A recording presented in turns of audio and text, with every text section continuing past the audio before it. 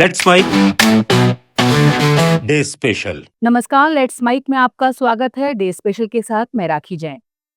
आज day special में हम ऐसी महिला को याद कर रहे हैं जिनके जीवन और संघर्ष ने भारतीय समाज में नारी सशक्तिकरण की एक नई परिभाषा रच दी थी। जिनका जन्म भले ही 19वीं सदी में हुआ, लेकिन सोच और कर्म 21वीं सदी से भी आगे का था।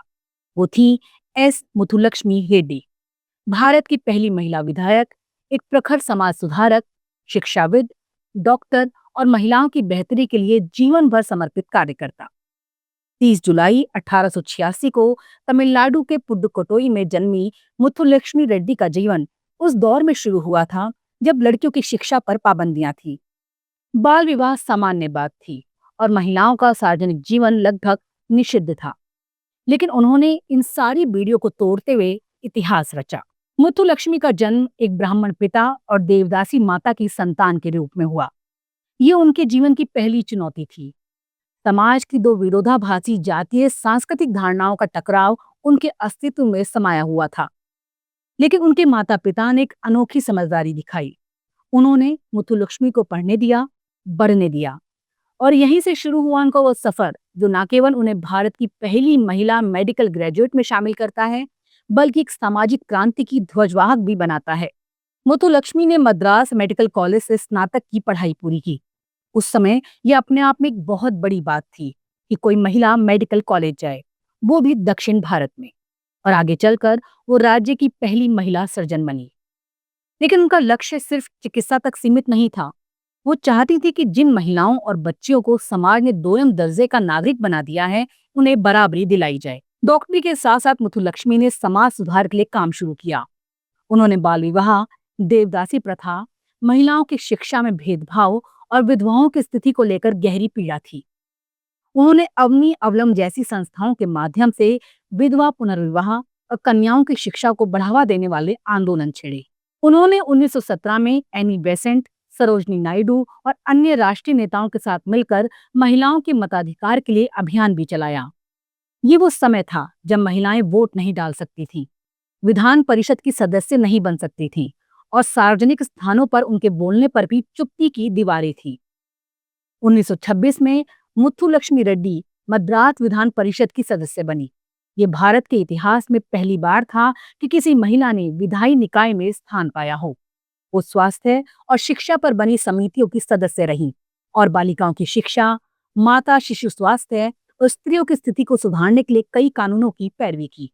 उन्होंने देवदासी प्रथा के उन्मूलन के लिए संघर्ष किया और अंततः इस प्रथा को गैर कानूनी घोषित करवाया। इसके लिए उन्होंने न सिर्फ सामाजिक विरोध झेला, बल्कि उन्हें धमकियों का भी सामना करना पड़ा। लेकिन उनकी इच्छा शक्ति इतनी दृढ़ थी कि वो पीछे नहीं हटी। मुथुलक्ष्मी रेड्डी के जीवन की सबसे महत्वपूर्ण उपलब्धियों में से एक है अडयार कैंसर इंस्टीट्यूट की स्थापना। 1954 में स्थापित यह अस्पताल आज भी भारत के सबसे बड़े और सबसे प्रभावशाली कैंसर संस्थानों में गिना जाता है। इस अस्पताल की स्थापना की प्रेरणा उन्हें तब मिली जब उनके पति का कैंसर से निधन हो गया। उन्होंने महसूस किया कि भारत में कैंसर के इलाज की पर्याप्त सुविधाएं नहीं हैं और इस दिशा में काम करना चाहिए। उन्होंने अपना जीवन दान, धन और समर्पण इस संस्था को दिया और ये संस्थान आज भी उनके संकल्प का जीवंत प्रमाण है। मुथुलक्ष्मी रेड्डी का पूरा जीवन महिलाओं के अधिकारों और महिला की गरिमा के लिए समर्पित रहा। उन्होंने भारतीय महिला संघ के माध्यम से महिलाओं को जागरूक करने और आत्मनिर्भर बनाने का बीड़ा उठाया। बालिकाओं के लिए छात्रावास, स्कूल और चिकित्सा सुविधाएं उपलब्ध कराने के लिए उन्होंने अपने पद और प्रभाव का उपयोग किया। उन्होंने राज्य सरकार को सुझाव दिया कि हर स्कूल में लड़कियों के लिए अलग शौचालय हो, छात्राओं को मुफ्त किताबें और यूनिफॉर्म मिलें और महिला स्वास्थ्य कर्मियों को विशेष प्रशिक्षण दिया जाए। भारत सरकार ने मुथुलक्ष्मी रेड्डी के अतुलनीय योगदान के लिए उन्हें 1956 में पद्म भूषण से सम्मानित किया। लेकिन उनके लिए सम्मान नहीं, उनकी योजनाओं की सफलता और बदलाव की गति अधिक मायने रखती थी। उनका जीवन हमें सिखाता है कि अगर कोई महिला सामाजिक बंधनों को तोड़कर खड़ी होती है, तो वो न अब केवल अपने लिए रास्ता बनाती है, बल्कि आने वाली पीढ़ियों के लिए भी रोशनी की किरण बन जाती है।